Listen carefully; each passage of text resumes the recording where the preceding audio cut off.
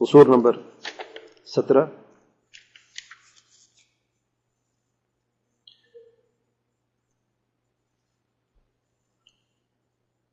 تبلیغ جماعت القصور نمبر 17. مشائخ صوفیہ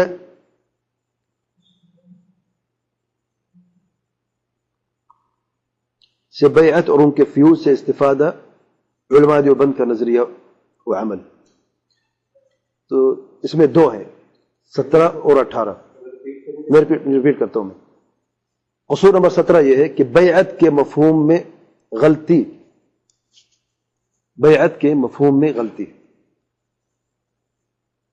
اور طریقے میں بھی غلطی.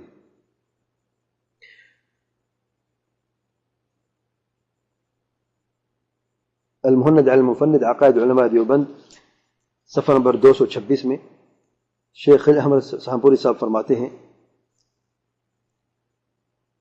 مشائخ صوفیہ سے بیعت اور ان کے فیوز سے استفادہ علماء دیوبند کا نظریہ عمل. یہ ہیڈنگ ہے، پھر وہ پوری تفصیل آگے لکھتے ہیں.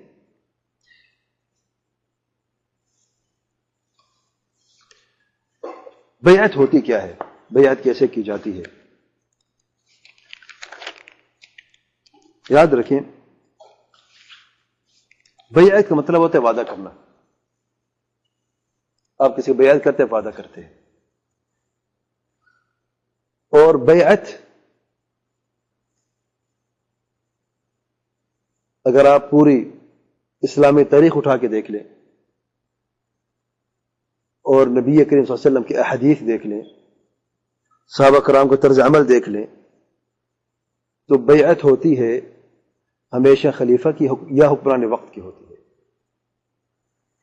خلیفہ کی بیعت ہوتی ہے یا حکمران وقت کی ہوتی ہے. اور نبی کریم صلی اللہ علیہ وسلم کو اللہ کے نبی ہیں، نبی کریم صلی اللہ علیہ وسلم بھی بیعت لیتے تھے. میں آپ صلی اللہ علیہ وسلم کے علاوہ میں بات کر رہا ہوں. امت میں سے اگر کبھی کسی کو بیعت ہوئی ہے بہترین زمانوں میں، وہ خلفاء راشدین یا خلفاء کی ان کے بعد یا حکمران وقت کی، چاہے وہ بادشاہ تھا یا چاہے وہ عام حکمران تھا، تو جو حکمران وقت ہے بیعت اسی کی ہوتی ہے. بیعت کسی عالم کی نہیں ہوتی، کسی پیر یا کسی بزرگ کی نہیں ہوتی. آپ یہ دیکھیں، جب سیدنا ابوبکر صدیق رضی اللہ عنہ خلیفہ بنے، صحابہ کرام نے بیعت کی، خلیفہ بن گئے اور پوری امت نے بیعت کی. بعد میں کیا سیدنا ابوبکر صدیق کے ہوتے ہوئے صحابہ کرام نے یا تابعین نے کسی اور صحابی کی بیعت کی؟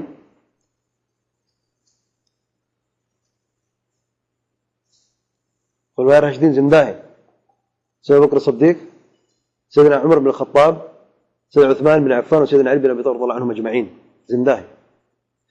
اگر کسی عالم کی بیعت جائز ہوتی یا کسی شیخ کی بیعت یا ان کے طریقے کو اپنانے کے لیے بیعت جائز ہوتی، تو پھر خلفائے راشدین سے بہتر کوئی ہے امت میں؟ تو پھر 4 طریقے ہوتے نا، اور ان 4 طریقے کی بیعت ہوتی نا. صدیقی طریقہ ہوتا، فاروقی طریقہ ہوتا، عثمانی طریقہ ہوتا، علوی طریقہ ہوتا. کوئی ایسے طریقے آپ جانتے ہیں؟ کوئی نہیں، کوئی دلیل نہیں اس کی. تو شرعاً بیعت ہوتی ہے حاکم وقت کی. اور آپ احادیث کی کتابیں دیکھ لیں، جہاں پر بیعت کے ذکر ہے تو انہیں کتاب الامارہ یا کتاب الفتن، وہاں پہ ان حدیث کو علماء نے بیان کیا ہے، جن کا تعلق سیاست سے ہے، جن کا تعلق حکومت سے ہے. تو علماء کی بیعت نہیں کی جاتی. یہ کنسپٹ کہاں سے آیا؟ یہ ان لوگوں کے ایجاد کردے طریقے ہیں جو لوگ علم سے دور تھے، اچھا کام کرنا چاہا، بیعت لیتے تھے، یعنی وعدہ لیتے تھے اب عام لوگوں سے کہ تم لوگوں نے ہماری بات کو سننا ہے اور دین پر عمل کرنا ہے. سوچ اچھی ہے، اچھے جذبات ہیں، دل میں لوگوں کے لیے خیر خواہی کی تڑپ بھی ہے. لیکن طریقہ غلط ہے.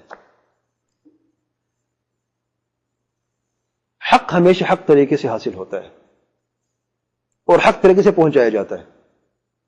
یہ ناممکن ہے کہ آپ حق کو پہنچانا چاہتے ہیں لیکن باطل طریقے سے. فماذا بعد الحق الا الضلال. سوال نہیں پیدا ہوتا یہ حق ہے یا باطل ہے، دونوں کو مکس کریں گے تو حق باقی نہیں رہے گا. لوگوں کو دین کی طرف بلانا، ان کو صحیح تعلیم دینا، قرآن سنت کی طرف بلانا، صحابہ کرام سلف منہج کی طرف بلانا، یہ مطلب شرعی ہے. لیکن لوگوں کو اپنا مرید بنانا، میں آگے بتاؤں گا کہ کس طریقے سے بیعت کی جاتی ہے، اس کا طریقہ کیا ہوتا ہے. عجب بات، عجیب و غریب باتیں ہیں. اور ان کو اس طریقے سے توڑ دینا اپنے مرید کو یا اس شخص کو جس سے بیعت لی گئی ہے کہ اس کے اندر اپنی سوچ تک باقی نہ رہے، وہ اپنا عقل بھی استعمال نہ کر سکے. یہ کہاں کا انصاف ہے؟ شروع سے ہی خیر کا دروازہ اس کو منہ پہ بند کر دیا کہ تم نے کچھ اور سوچنا نہیں ہے، کسی کو سننی نہیں ہے، بس جو تمہیں کہا جا رہا ہے یہی تمہارا لیے دین ہے، اسی پر تمہیں زندہ رہنا، اسی پر مرنا ہے، کوئی اور راستہ نہیں ہے.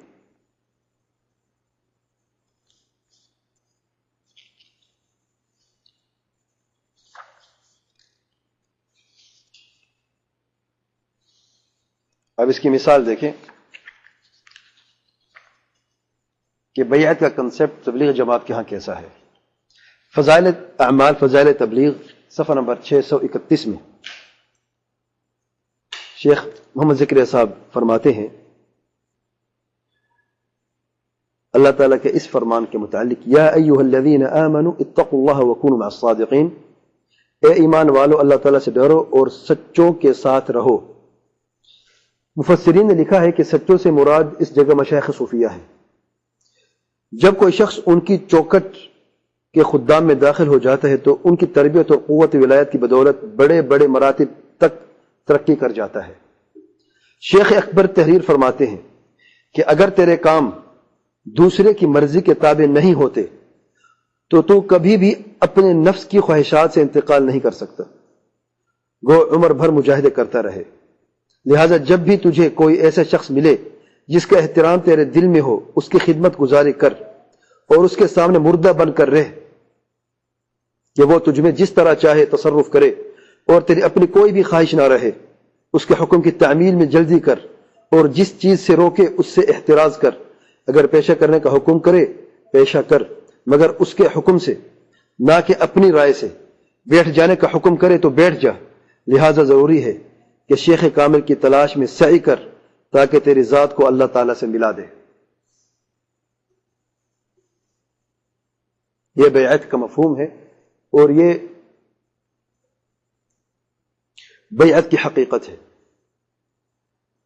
کہ شیخ تمہیں اللہ تعالیٰ تک پہنچا دے گا.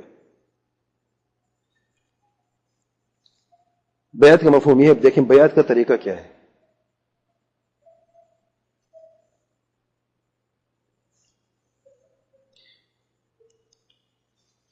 جو ابھی بیعت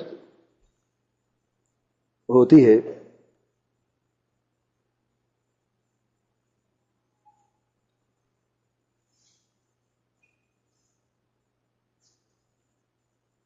خاص الفاظ ہیں. طریقہ یہ ہوتا ہے کہ جو لوگ بیعت کے لیے جاتے ہیں وہ سب بیٹھ جاتے ہیں ایک جگہ پہ. پھر ایک لمبی سی رسی دی جاتی ہے، اس کے جو دونوں اینڈ ہیں وہ جو ان کے امیر تھے انعام الحسن صاحب جو ہے وہ اپنے ہاتھ میں پکڑ لیتے ہیں. یہ ساتھ میں کے ساتھ میں اور لمبی رسی ہوتی تھی، جتنے لوگ بیٹھے سب اس رسی کو پکڑ لیتے، جتنے لوگ بیٹھے. اور جس کا ہاتھ نہ جا سکے تو وہ رومال اور کسی چیز سے اس کو باندھ کے وہ پکڑ لیتا ہے رومال کو. اور یوں کہتے ہیں بیعت کی ہم نے مولانا الیاس کے ہاتھ پر انعام کے واسطے سے. بیعت کس کی ہو رہی ہے؟ مولانا الیاس کی بیعت ہو رہی ہے. ان کی انعام الحسن صاحب کی بیعت نہیں ہو رہی. یہ تو صرف ایک واسطہ ہے. بیعت کی ہم نے مولانا الیاس کے ہاتھ پر انعام کے واسطے سے. بیعت کے بعد 5 چیزوں کی تلقین کی جاتی ہے. نمبر 1 فرض نماز باجماعت ادا کرنا. نمبر 2 اللہ تعالیٰ کا ذکر. 3 تسبیح صبح اور 3 شام. نمبر 3 قرآن پاک کی تلاوت. نمبر 4 فضائل کی کتابوں میں سے مسجدوں میں نماز کے بعد تھوڑا تھوڑا سننا. نمبر 5 گشت کرتے رہنا حلقوں میں اور مسجدوں میں.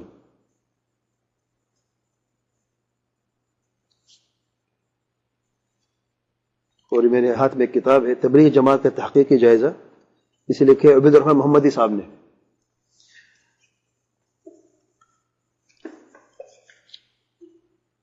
یہاں پر لکھا ہے کہ بیعت کہاں ہوتی ہے، ان کی صفحہ نمبر 18 سے لے کے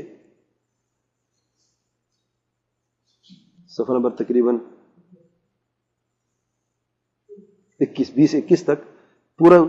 یہ شخص خود گئے وہاں پہ، اپنے آنکھوں سے دیکھا کہ بیعت کیسے ہوتی ہے. رائمنڈ میں گئے تھے اور بیعت کا طریقہ اپنے آنکھوں سے دیکھ کے آئے ہیں بیعت خانے کی طرف. اور پھر بیعت میں شرکت کے آداب کہتے کوئی عذر نہ ہو تو تشہد کی حالت میں بیٹھ جائیں. ایک رسی کرسی کی جانب سے لوگوں کی طرف پھیلائی جاتی ہے اور کہا جاتا ہے کہ اپنے رومال چادریں اور صافے اس سے باندھ لیں. اس رسی کو پکڑ رکھے. رسی تمام شرکاء تک پہنچنے کی تسلی کی جاتی ہے اور کہا جاتا ہے کہ اگر کسی کے پاس رسی نہ پہنچ سکے تو دل سے ارادہ کر لیں. بعض حضرت جی تشریف لائے اور بغیر السلام علیکم خطب مسنون کے اپنی گفتگو کا آغاز کیا. سن 92, 93 اور 94 عیسوی میں اسی طرح کیا گیا ہے. بہرحال حضرت جی نے کہا جو میں کہوں دھیان سے سنتے رہنا اور زبان سے کہتے جانا. پھر آخر میں پوری یہاں پہ طریقہ بیان کیا گیا ہے. بہرحال یہ پھر خود دیکھ لینا صفحہ نمبر 20 پہ اس کتاب میں سے. تو بیعت کے طریقے میں غلطی ہے، بیعت کے مفہوم میں غلطی ہے.